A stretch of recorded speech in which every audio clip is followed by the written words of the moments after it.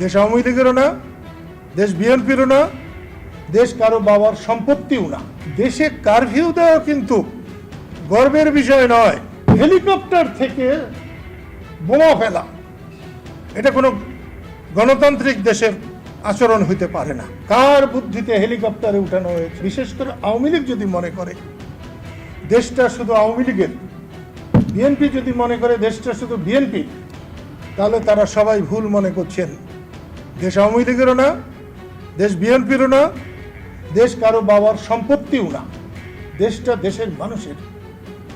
আমি আওয়ামী লীগের বিপক্ষে বলতে আসি নাই, বিএনপির পক্ষে বলতে আসি নাই, আওয়ামী লীগের পক্ষে বলতে আসি। আমি মানুষের পক্ষে বলতে এসেছি, যারা শহীদ হয়েছে তাদের পক্ষে বলতে এসেছি। দেশের মানুষ এইরকম অরাজকতা চায় না। আজকে যেরকম সাধারণ ছাত্ররা রাস্তা নেমেছে,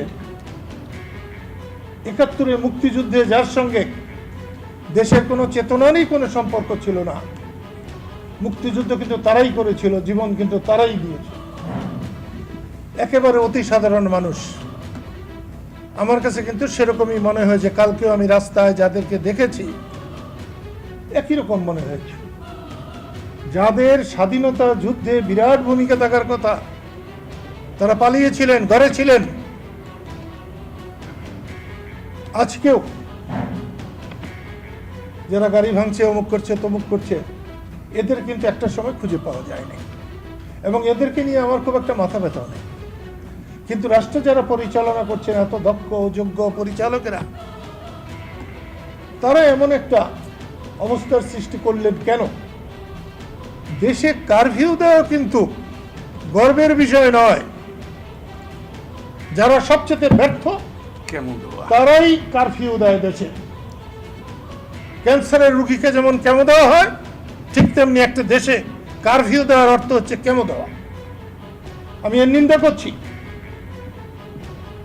হেলিকপ্টার থেকে বোমা ফেলা এটা কোনো গণতান্ত্রিক দেশের আচরণ হইতে পারে না। সেটা ফুললেও আমি এর বিরোধিতা করতাম। কার বুদ্ধিতে হেলিকপ্টারে উঠানো হয়েছে? ৭১ সালে বঙ্গবন্ধু যখন ৭ই মার্চের ভাষণ দিচ্ছিলেন, তখন সরোয়ার্দী উদ্যানের উপর দিয়ে হেলিকপ্টার উঠছিল। সেই হেলিকপ্টারে বোমা ছিল। আজকে তো তার চেয়ে তো জঘন্য হলো। এটা কোনো ভালো কথা নয়।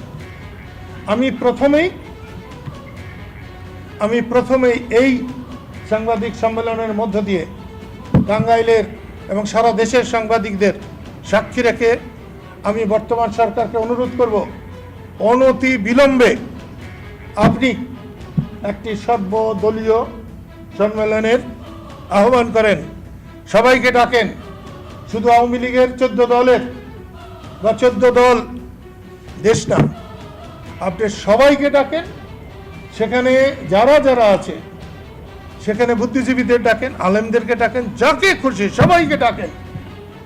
এই দেশের অস্থিতিশীল পরিবেশ, এটা শান্তি স্থাপনের জন্য যাকে দরকার তাদেরকে ডেকে আপনি আলোচনা করে দেশের শান্তি স্থাপন করুন। জেদ ধরে থাকবেন না। কোনো রাষ্ট্র কারো জেদে চলতে পারে না।